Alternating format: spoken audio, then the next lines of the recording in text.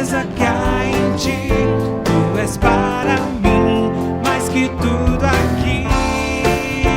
Vem reinar em mim, Senhor, reinar em mim com o teu poder sobre a escuridão, sobre os sonhos meus. Tu és o Senhor de tudo que sou.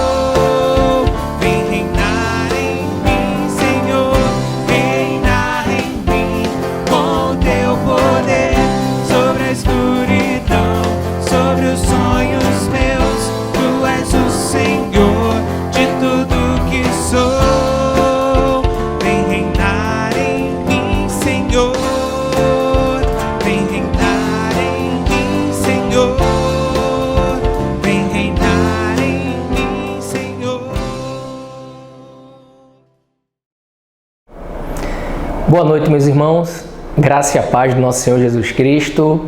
Estamos iniciando, com a graça de Deus e com a bênção dele, estamos iniciando o nosso culto na quarta-feira, que chamamos de Atos 8. Entendes tu o que lês? Esse tema ele surgiu por conta de uma necessidade do povo de Deus de entender mais a palavra dele, de estudar mais a palavra dele, de não só ler, mas além de ler, saber o que está lendo, além de ler, saber de fato aquilo que Deus está falando para cada um de nós através da sua palavra. O objetivo do culto do Atos 8 é termos primeiramente um culto ali no meio da semana, que depois de alguns dias de correria, você para ali com sua família. Então toda quarta-feira às 8 horas, no canal da igreja, estaremos transmitindo, passando esse culto que vamos estudar a Bíblia aí de Gênesis a Apocalipse. É um momento em família, a gente sempre vai estar orientando e pedindo que as pessoas tenham a iniciativa disso, de reunir ali os familiares para naqueles 40, 45 minutos, que será o tempo de nosso culto, Atos 8, possamos ali aprender um pouco do que Deus quer falar e Ele escreveu através da sua palavra. A proposta que nós estamos trazendo para a igreja é que nós possamos estudar toda a Bíblia de uma forma cronológica. Que possamos estudar toda a Bíblia num período aí entre 8 e 10 anos. Estava falando aqui com os meninos, brincando, dizendo, olha, isso que nós estamos começando hoje só vai terminar daqui a 8, 10 anos lá para frente. Então veja que responsabilidade nós temos. E nós estamos felizes porque Deus tem colocado pessoas que amam a sua palavra para estarmos caminhando junto nessa perspectiva de ensinar para o povo aquilo que Deus quer passar, ensinar para o povo aquilo que está registrado na sua palavra, nas suas santas escrituras. Meus irmãos, estudar a Bíblia é algo fantástico e todos nós cristãos que temos o desejo de fazê-lo, a gente se encanta todas as vezes que a gente abre o texto bíblico, porque a Bíblia ela não se assemelha a nenhum outro livro já escrito na humanidade. Existem outras religiões que têm seus livros, que dizem inclusive que são livros sagrados, mas a Bíblia ela tem vários diferenciais e o principal diferencial é que a Bíblia ela é infalível. Tudo escrito na Bíblia até hoje ou se cumpriu ou está se cumprindo, e a gente pode ver isso de uma maneira muito palpável. Existe o Alcorão, por exemplo, que também é considerado por um segmento na religião nos dias atuais como um livro santo também. Porém, o próprio Alcorão ele tem ali descontinuidades, ele tem ali textos proféticos que não se cumpriram. E entender a natureza das escrituras sagradas, entender a natureza da Bíblia, essa Bíblia que nós amamos, é entender também que ela não foi escrita para os dias atuais. Ela foi escrita para aquela época. Porém, por ela ser viva e eficaz, ela se molda à realidade dos dias atuais, dessa geração e das próximas gerações. Então é muito comum você pegar algum texto bíblico e você ler, e aí como aquele autor estivesse escrevendo para os dias de hoje. Mas ele escreveu para aquela época, porém ela, como é viva e eficaz, ela se mostra viva também nos dias atuais. Entender que o estudo da palavra de Deus é importante para o nosso crescimento, porque é através da palavra que Deus fala diretamente aos nossos corações, é através da palavra que nós nos alimentamos, é através da palavra que nós nos fortalecemos ao ponto de enfrentarmos as dificuldades do dia a dia e saber exatamente aquilo que Deus quer para nossas vidas. Quando nós paramos para começar a estudar a palavra de Deus, algumas questões são levantadas, como por exemplo, será que tudo aquilo que aconteceu no Gênesis, será que aquilo ali de fato aconteceu? Ou será que Gênesis é um mito, uma história, como tantas outras histórias filosóficas que foram criadas? Será que aquilo que irá acontecer em Apocalipse, será que de fato será daquela forma? Lembro-me que há meses atrás o seminarista Evaldo Júnior trouxe uma escola bíblica voltada exclusivamente ali a Apocalipse, e como foi maravilhoso, como a gente aprendeu muito com relação a tudo isso. Existem provas na Bíblia que mostram que ela é a palavra de Deus, que mostra que ela é uma palavra viva, que mostra que ela é uma palavra que se cumpre. Quando a gente vai ver com relação às profecias, até hoje, centenas de profecias que foram escritas há milhares ou centenas de anos atrás, se cumpriram, ou têm se cumprido. Anúncios prévios de eventos através dos profetas, como por exemplo Deuteronômio 18, 20 e 22, ou o alerta para o falso profeta, que você encontra em Jeremias 28. Jeremias 28, existia um determinado profeta que começou a profetizar sobre a cidade, e aí um outro profeta se levanta, o próprio Jeremias, ele diz assim, olha, Ananias, se você estiver falando da sua parte, não da parte de Deus, isso que você falou não vai se cumprir, e ainda mais, Deus vai lhe julgar e vai lhe condenar, e foi o que aconteceu. Falar da parte de Deus é uma coisa muito séria. Falar da parte de Deus, o Deus falou, o Deus mandou te dizer, é algo muito sério. É algo muito sério, e a melhor forma de saber o que Deus realmente falou para mim e para você é através da palavra dele, a palavra que se cumpre. Interessante que entre as profecias cumpridas nessa escritura, a gente tem a queda do reino do norte, o reino de Israel do norte. O povo de Deus ali localizado ao norte, ele foi profetizado muitos anos antes sobre a queda dele. E isso aconteceu em 722 a.C. Consequentemente, anos depois veio a queda do Reino do Sul, em 586 a.C. Quando você imagina a vinda do nosso Mestre, de Jesus Cristo, para o mundo, algo que foi profetizado muito tempo atrás, como por exemplo no livro de Isaías, onde conta detalhadamente onde nasceria, como seria o ministério, como morreria, o que sofreria sobre a sua ressurreição. Algo maravilhoso é isso que acontece.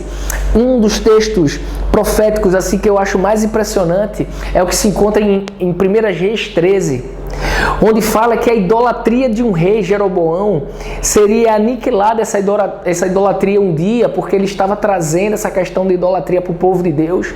E aí o profeta se levanta e fala categoricamente que um dia um garoto, um homem ali iria se levantar e iria acabar com aquele tipo de idolatria. E isso acontece 300 anos depois.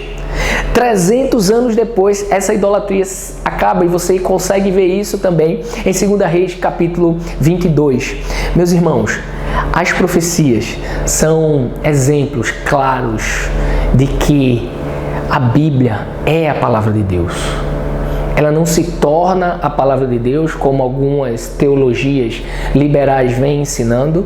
Ela não se torna a palavra de Deus quando eu a leio e aquilo faz diferença na minha vida, porque independentemente da palavra que eu ler, independentemente daquilo que eu estiver lendo, se fizer ou não diferença da minha vida, ela não deixará de ser palavra de Deus. As profecias, elas são exatas e explícitas.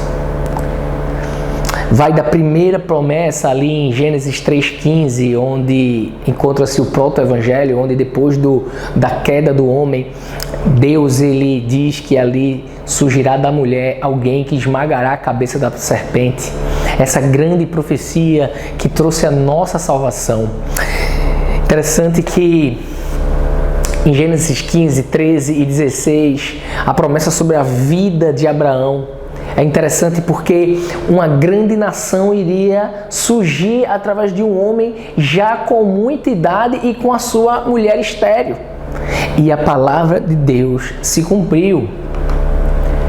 Mas, depois de falar um pouco sobre essa questão da comprovação da palavra de Deus como uma palavra viva, que suas promessas se cumprem, eu entendo também no contexto histórico, porque esta palavra, ela passou por uma perseguição desde a época da igreja primitiva. Muitas nações se levantaram para querer destruir a palavra de Deus e até hoje ela está conosco.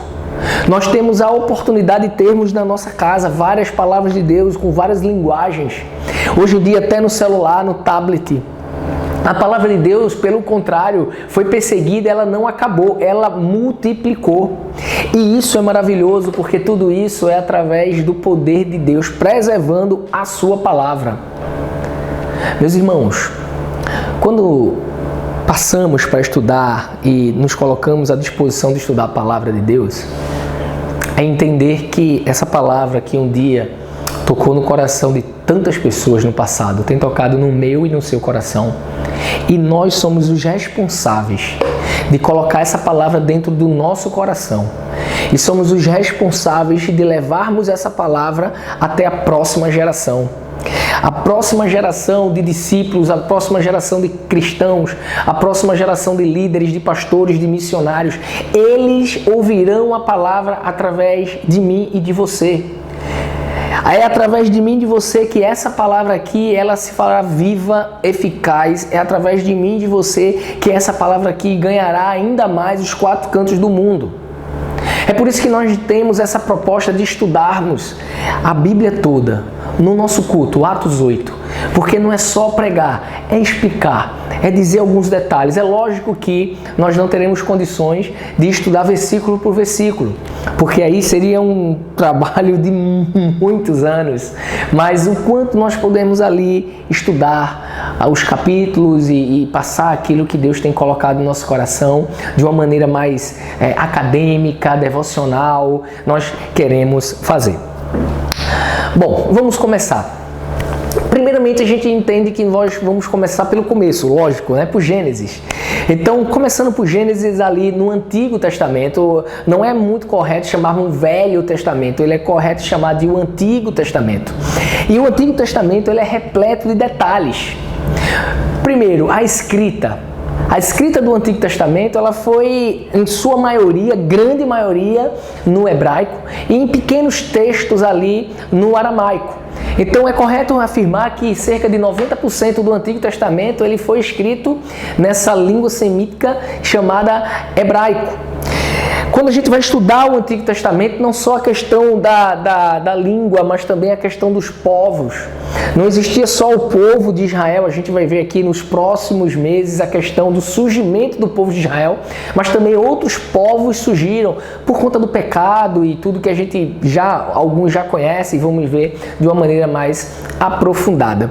Mas além da língua, também tem os povos que estavam ao redor do povo de Israel, também as religiões, as culturas, as autorias de livros que surgiram com o passar do tempo, algumas coisas legais que nós vamos ver com relação às datas que são bem impactantes. Então, eu queria te convidar já a abrir a tua Bíblia no capítulo 1 de Gênesis. Gênesis, capítulo 1.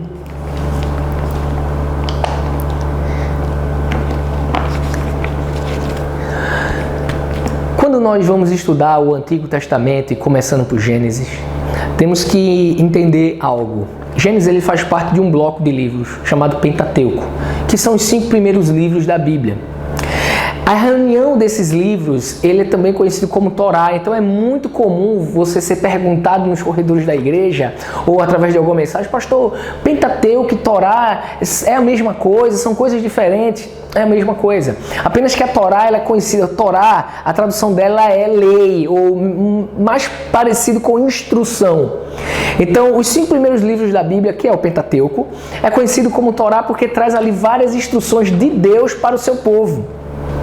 A autoria desses 5 primeiros livros, a tradição ele traz que foi através de Moisés.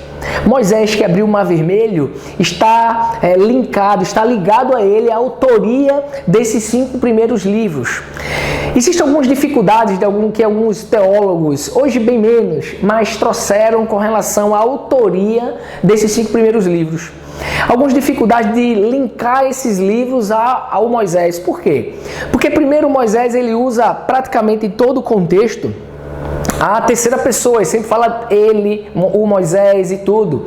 E a segunda coisa é que no capítulo 34 de Deuteronômio, a gente vê ali a questão da morte de Moisés. Então, como é que ele relataria a própria morte dele? Mas esses argumentos para tirar de Moisés a autoria do livro é um argumento muito fraco, ele não se sustenta muito, porque existem outros livros extra-bíblicos, inclusive livros bíblicos também, né, que está na nossa Bíblia, que também traz essa característica de estar trazendo, o autor está trazendo ele, falando dele na terceira pessoa. E no dia a dia, às vezes acontece isso também. Eu, vez por outra, eu mando mensagem dizendo assim, olha, tenha piedade do seu pastor, né? Alivia aí a carga um pouco do seu pastor. Então, assim, sempre falando na terceira pessoa e às vezes isso é uma coisa que realmente acontece. A outra questão é o final do livro de Deuteronômio está ali relatada a morte de Moisés, porque fica claro que provavelmente foi alguém que escreveu para ele sobre aquele momento. Então, imagina que Moisés ele vem escrevendo todos esses livros e ali chega um momento que ele adoece e ali ele morre. E aí, depois que isso acontece, com certeza alguém termina de escrever.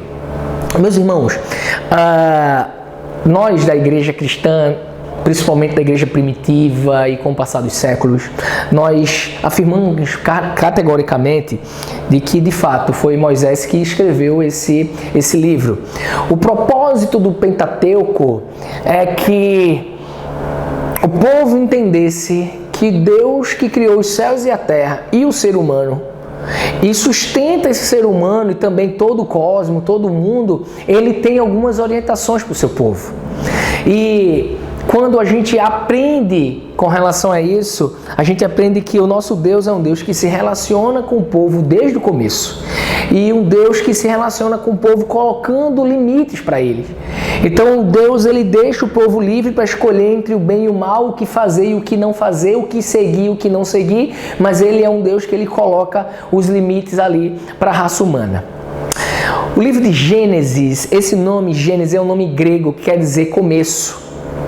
Porém, no hebraico, está mais ligado, está ali intitulado como Bereshit, ou Bereshit, depende da tradução de você. E quer dizer no começo, Bereshit, começo. Então, no começo, falando o tema ali com relação ao começo de todas as coisas. Então, o tema principal do livro de Gênesis é a origem do mundo criado, a raça humana, o cosmo, as nações que surgem depois. Depois você vai ver ali a questão da aliança de uma família para propagar o amor de Deus para os outros povos, para as outras nações. Isso a gente vê lá em Êxodo, capítulo 19, é fantástico. A missão do povo de Deus como povo sacerdotal que ligava todos os outros povos a Deus. E essa é a igreja hoje em dia. Então veja como os textos bíblicos, eles se ligam. A igreja hoje é o Israel de ontem, que tem a função de ligar todos os povos a esse maravilhoso Deus. Esse texto ele foi escrito por Moisés muitos anos depois de muita coisa ter acontecido. De tudo ter acontecido praticamente. Então, o Gênesis, quando foi escrito, por exemplo, fazia em torno de 1000 anos que Abraão tinha vivido. Então, depois de 1000 anos que Abraão tinha vivido, já tinha morrido, foi que Moisés começou a escrever o livro de Gênesis. E isso se dá por conta de uma tradição escrita e oral. Então, a família tinha para não deixar morrer a tradição e todo o conhecimento de tudo o que aconteceu no Gênesis, eles passavam, não é, de pai para filho, de uma forma oral, e até que um ponto Moisés chega e diz assim: agora eu vou escrever porque o nosso Deus está ordenando que a gente registre isso para ficar para a prosperidade.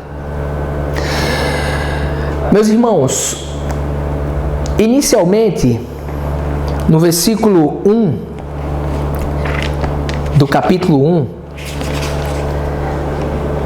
ele diz assim, Gênesis capítulo 1, versículo 1: no princípio Deus criou os céus e a terra. E aí eu queria que você prestasse bastante atenção nisso que é falado, nisso que está escrito, no princípio. Por que isso, pastor? Hoje em dia tem se levantado, já há alguns anos, tem se levantado algumas teologias liberais que falam com relação ao mito do Gênesis, que o Gênesis não aconteceu daquela forma, era figura de linguagem e tudo, ao ponto deles traduzirem ou eles trazerem essa interpretação desse primeiro versículo, que é o versículo da criação, o versículo do Gênesis, o versículo da origem. Eles muitas vezes têm trazido esse versículo num contexto diferente e não no princípio, porque quando o autor Moisés ele coloca no princípio, é prego batido e ponta virada. Ele está afirmando categoricamente que no princípio criou Deus todas as coisas. Porém, quando a teologia liberal ela se levanta e ela diz que não é no princípio e sim em princípio, ela coloca dizendo assim, olha, até hoje não, tudo bem, até hoje a gente entende que foi Deus que criou os céus e a terra. Então, em princípio, criou Deus os céus e a terra. Mas pode ser que uma teoria se levante e seja comprovada, então a gente muda de opinião. Mas isso não é a verdade. A verdade é que, como Gênesis afirma, no princípio Deus criou os céus e a terra. Entenda que quando ele fala que Deus criou os céus e a terra, Deus criou os céus e a terra do que nada existia. Então o nosso Deus é um Deus tão poderoso que cria do nada tudo. E por que tudo, pastor? Porque quando Moisés ele escreve ali e passa para o povo de Israel, dizendo que Deus criou os céus e a terra, ele estava falando de uma maneira macro, dizendo assim, olha, tudo que existe nos céus, tudo que existe na terra, foi Deus que criou. E aí depois que ele coloca nesse primeiro versículo que Deus criou os céus e a terra, ele depois vem ali fazendo uma divisão, retalhando, detalhando tudo o que foi criado por Deus. No versículo 2 diz assim, ora, a terra era sem forma e vazia, trevas cobriam a face do abismo e o Espírito de Deus se movia sobre a face da água. Quando ele vem colocando no versículo 2, dizendo, ora, a terra era, ele apresenta o palco que iria ser realizado todas as coisas até os dias de hoje. Ele coloca ali, olha, a terra, algo que Deus está criando. Ela era vazia, ela era sombria, mas agora Deus começa a renovar e a fazer todas as coisas. O que Moisés estava fazendo aqui no início do livro era apresentando como eram as situações e como Deus estava constituindo todas as coisas. Ele estava apresentando o mundo para todos nós. Ele estava apresentando o mundo para mim, para você, como era que era naquela época. Na época que Deus ele começa a criar todas as coisas. Quando ele fala que a terra era sem forma e vazia, ele vem mostrando ali para o povo de Israel que somente um Deus todo-poderoso, um Deus que é onipotente, ele era capaz de transformar algo informe em alguma coisa com forma. E mais, esse Deus que criou os céus e a terra, ele que criou tudo do nada, é através dele que é sustentada todas as coisas. É por isso que até hoje os cientistas ficam batendo a cabeça como algumas coisas relacionadas à distância da Terra com o Sol, a distância da Lua com a Terra, ou a subida dos mares, a descida da maré, né? A subida e descida da maré por conta daquela questão dos mares também. E, enfim, tantas e tantas coisas que são levantadas pelos cientistas. E eles dizem que é tudo obra do acaso, mas não. O Deus que criou tudo do nada é o Deus que sustenta todas as coisas. Dando prosseguimento aqui, meus irmãos, e eu tenho que ter cuidado porque senão eu vou me empolgar, vou começar a trazer muita coisa. Então a coisa tem que, o estudo tem que andar. No versículo 3, a gente vê do versículo 3 até o final do versículo 31, que seguem ali 6 dias. É muito interessante isso, porque são os 6 dias da criação. São os dias que Deus ele trabalha criando todas as coisas. E a gente não vai passar aqui dia por dia, mas a gente queria trazer algumas coisas interessantes, porque esses dias eles são complementares. Aí você pergunta, como assim, pastor Miguel? O que significa dias complementares? Eu vou explicar, você vai ver uma tabelinha agora aparecendo aí na sua tela. Os dias complementares são justamente esse, porque se no primeiro dia Deus criou luz e trevas, no quarto dia ele criou os luzeiros do dia e da noite, ou seja, no primeiro dia ele criou a luz e as trevas, e no quarto dia ele criou o sol, as estrelas e por aí vai. No segundo dia, Deus criou o mar e os céus. No quinto dia, ele criou as criaturas do mar, das águas, e as criaturas dos ares. No terceiro dia, ele criou a terra fértil, e no sexto dia, ele criou as criaturas da terra. Volta aqui comigo e vê que coisa maravilhosa. O que Deus faz nesses 6 primeiros dias é fazer ligações. Ele liga a sua criação e complementa ela. O pastor Herbert Cordeiro, ele sempre toca muito nesse ponto, que eu acho que depois de 4 anos estudando no seminário, tem algo que o pastor Herbert não consegue esquecer, que é quando um dos primeiras aulas que nós tivemos lá atrás, um dos professores chegou e falou assim, entendam que a Bíblia, ela é a revelação de Deus, e essa revelação, ela é progressiva. Entenda isso, a revelação de Deus através da Bíblia, ela é progressiva. Nem sempre aquelas pessoas que estiveram naquele momento, naquele lugar, eles sabiam tudo que iria acontecer. Eles passaram a acontecer e passaram a saber e entender com o passar do tempo, quando as coisas iam acontecendo. A ênfase desses versículos é mostrar que Deus é um Deus soberano. Falar que Deus, ele disse e a coisa aconteceu é interessante porque foram 8 ordens que Deus deu.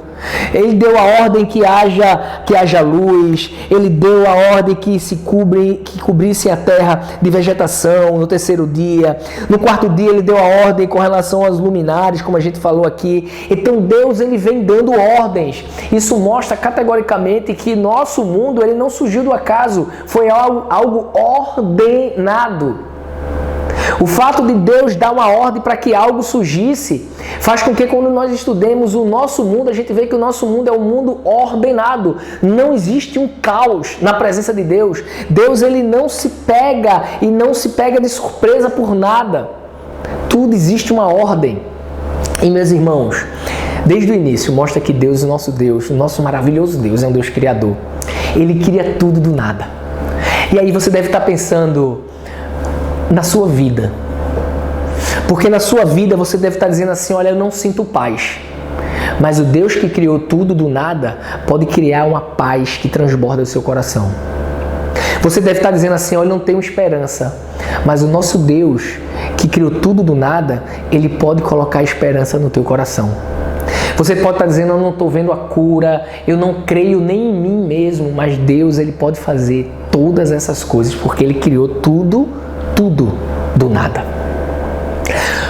Tudo pertence a Ele, pois só aquele que criou todas as coisas é capaz de sustentar todas as coisas. A gente continua e a gente avança um pouco mais, porque nós chegamos ali no versículo 26, que é um versículo muito impactante, muito importante para o nosso estudo, que é a criação do homem. Que diz assim, no versículo 26, então disse Deus, façamos o homem à nossa imagem, conforme a nossa semelhança. Domine ele sobre os peixes do mar, sobre as aves dos céus, sobre os grandes animais de toda a terra e sobre todos os pequenos animais que movem-se rente ao chão. Preste atenção no versículo 27. Criou Deus o homem à sua imagem, a imagem de Deus o criou, homem e mulher os criou. No capítulo 2, nós vamos entrar um pouco mais nessa questão do homem e da mulher. Mas algo que tem que ficar claro é que a mulher ela foi criada no 6º dia. No 6º dia foi o dia em que o nosso Deus criou o homem e também a mulher. Também iremos entrar futuramente numa questão de por que o homem ser imagem e semelhança, o que significa isso. No texto agora a gente não vai abordar porque a gente quer mais detalhes bibliográficos e teológicos um pouco mais à frente. Mas o que vale neste momento agora, nesses 2 versículos, é que Deus, após criar todas as coisas, Ele cria a coroa da sua criação, que é o ser humano. E criou segundo a imagem e semelhança dele. Pode ser que eu e você não estejamos entendendo perfeitamente o que significa imagem e semelhança agora. A gente vai até estudar um pouco sobre isso nas Escrituras Sagradas, mas com certeza é algo muito profundo, assim como a Trindade, que já estava aqui neste momento. Porque quando ele diz, façamos o homem a nossa imagem e semelhança, entendemos que naquele momento o Espírito Santo, que nós iremos trabalhar através de reflexões sobre atos do Espírito Santo, que é esse Espírito Santo que nós vamos refletir nesse mês de setembro. Esse mesmo Espírito Santo, ele estava lá naquele momento, juntamente com Jesus Cristo, juntamente com Deus, porque nosso Deus é um Deus triuno. Então a gente tem que entender isso, nós temos que entender isso para que isso fique bem claro. Então, capítulo 1 de Gênesis, criação de todas as coisas, os 6 dias ali onde Deus trabalhou, os dias ali onde Deus colocou a criatividade divina para criar todas as coisas, finalizando no 6º dia com a criação do homem e da mulher. Bom, meus irmãos, esse aqui é o primeiro culto nosso, o primeiro episódio. Tem algumas pessoas chamando de episódio. Pastor, como é que vai ser esse episódio? Bom, primeiro momento que nós temos aqui do Atos 8, entendes tu o que lê. Hoje foi um momento mais introdutório, falando ali a relevância, a importância e a eficácia da Bíblia, o que é o Pentateuco, a Torá e o primeiro capítulo ali de Gênesis, que nós vamos conseguir esmiuçar mais, estudar mais ele a partir do 2º capítulo em diante. E eu queria desejar a você uma excelente noite, que Deus possa te abençoar grandemente. Eu queria que você orasse nesse momento. Baixe tua cabeça e vamos orar. Senhor, muito obrigado, Deus, por tua presença entre nós. Eu te louvo, eu te agradeço porque o Senhor nos dá a grande oportunidade de termos a tua palavra em nossas mãos e podermos, ó Deus, estudá-la, poder te pedir, ó Deus, que fale aos nossos corações através dela, poder, em nome de Jesus, colocar no nosso coração e que esse trabalho, que essa atividade do Atos 8, que vai ser um culto que nós estaremos exibindo toda quarta-feira, 8 horas da noite, possa ganhar vários lugares do mundo e pessoas possam ser abençoadas. Eu te peço que o Senhor esteja conosco, esteja com cada um que está nos seus lares, assistindo, no trabalho, no caminho de casa, que o Senhor possa estar abençoando em nome de Jesus.